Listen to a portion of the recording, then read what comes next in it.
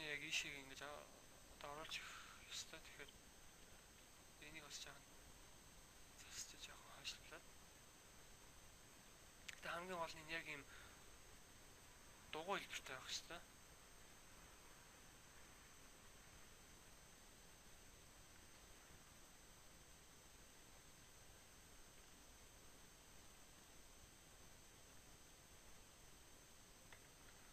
За одоо харж байгаа. За дараа нь мэдээж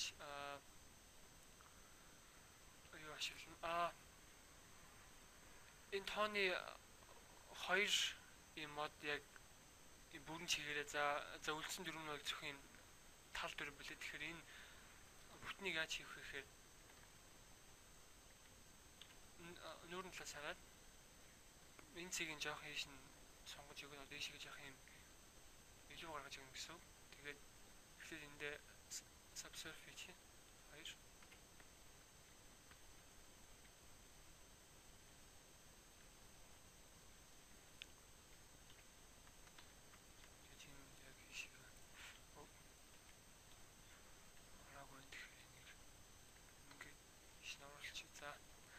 За дараа нь юу би ашиглах гэж байгаа вэ гэхээр mirror-ыг ашиглана. Тэгэхээр түлхүүр зэс рүүгээ ороод add modifier тэгээ mirror. За одоо харж байгаа хинтэл нь яг бас адилхан нэг гараад ирлээ. Тэгэхээр энийг одоо яаж одоо яг энэ талын адилхан авчрах вэ гэхээр таба дараад бүх цэгээ идэвхжүүлээд тэгээ хөдөлгөхөөр энэ цэг ингэж юу адилхан хөдлөн. Тэгэхээр нэг бол яг ингэсэн. Дахиад бүх цэгээ идэвхжүүлээд тэгэхээр яг энэ талтайгаа тулгаад жоох хийлгэж байна. Тэгэхээр би энэ цэгийг ингээ хөдлөхөөр нөгөө энэ тал мандсанд адилхан хөдлөн. Ягаад тэгэхээр би толийг ашигласан учраас. За одоо харж байгаа. За дараа нь энийг засаж дуусныхаа дараа mirror гэсэн apply хийж чинь. За тэгвэл одоо ингээд энэ нэг юм цог бий болчихно. За дараа нь энийг shift D mouse 2. За тэгээд R Z 90 градус.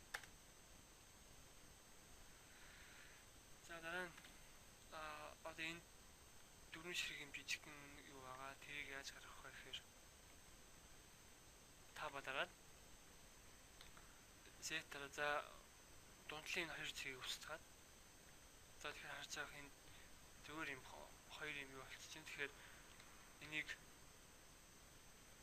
хин бас адилхан shift D mouse 2. За тэгээд зөвхөн R-а дараад ингэ эргүүлнэ. За энд авчираад tab. За тэгээд альтернатив шиг энэ дөрвөн цэгийг сонгоод устгаад. За харж байгаа. Дахиад энийг shift D R-аараа эргүүлээд. За ингээл тоон гарчлаа. За дараа нь эднийг бүгднийг нь нэвтгчүүлээд shift-ээр дарна. Shift-ээр дарсан чигээрээ энийг сонгоод за ингээ бүгднийг сонгоод тэгэхэд control J. За ингээ одоо эднийг ингээ бүгд ингээ нэг бий болчихж байгаа гэсэн. Тусдаа биш. За мэдээж дараа нь гэрийнхаа дээр нь байрлуулж өгнө.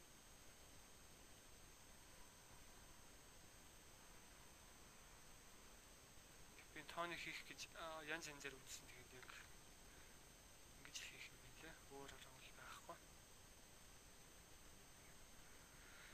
За ингэж гэрийн тоон болчлоо, гэрийн бүрээс болчлоо.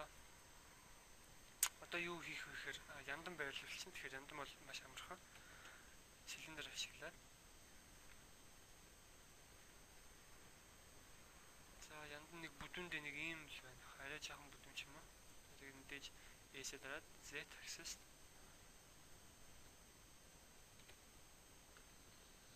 Дараа мэдээж яг эндээ ингэж байрлуулж байна. Энэ дотроо. За мэдээж одоо энд нэх заавал тэгж subserve өгөхгүй байх шаардлагагүй. Тэгэхээр дээдлийн энэ цэгийг устгаал. За дараа нь нүүрэн талаас хараад дээдлийн цэгүүдийг сонгоод E mouse 2 одоо S жоох ингэж selection хийж өгөөд за дахиад E доош нь. За тэгэхээр одоо харж байгаа яг юм янда шиг харж байна. Тэгэхээр subserve өгөхгүйгээр зөвхөн smooth. За дахиад ингээ харилцлаа. Тэгэхээр edge split. За одоо гэрлээ янзлаа. Гэрлүүд мэдээж ойлгомжтой байнга ашигладаг. Гэрэл рүү ороод арья. За гэрлийг 0.8 багт бол үндсэн гэрэл. За тэгээд мэдээж 15 simple 9. За хэмжээ за багт болно хаа. Арай чигээ том байна. 8. Тэгээд жоохон хойшлуулаад. Яг гэрлүүгээ гэрлээ чиглүүлээд. Мөнгөний жоох цэнхрөнгөт болгоод. За мэдээж энэ бол үндсэн гэрэл. За дараагийн тусах гэрлийг бол 0.5 арай бага. За 8. Тэгээ хэмжээ нь бол 5 юм. За өнгө нэг жоох шаард байх та. За тэгээ энийг ахаад shift D хийгээд. За дараа камера тааруулна. Дээж дэлгэцээ 2 хаагаад. Камера сонгоод энэлийн хадлэгцийг камера болгоно 0. За тэгээ камералсан.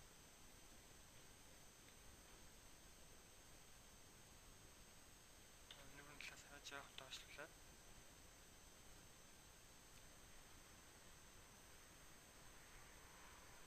Оп. За ерөнхийдөө энд байх болно. Тэг мэдээ жоохон зум хийчихье.